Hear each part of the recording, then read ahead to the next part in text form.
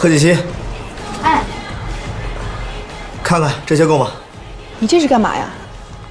我看你挑来挑去那么麻烦，超市里的东西不都一样吗？我全买了还不行吗？你这是在扫货架好不好？你选的这些东西用不到的。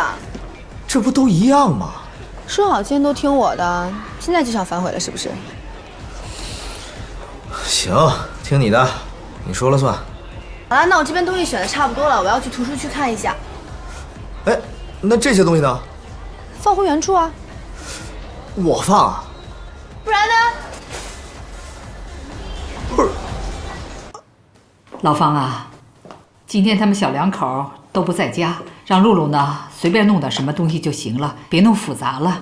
啊，是，老夫人，最近少爷跟少夫人的关系越来越好了，少爷都不怎么出去玩了。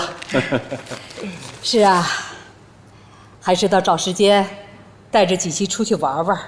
他是比以前啊懂事多了。嘿，照这么看来呀，不久就会传出喜讯了。让他们多多培养感情吧。哦，你带我约几个人，我想打打牌了。好嘞。哎，好，哎，好。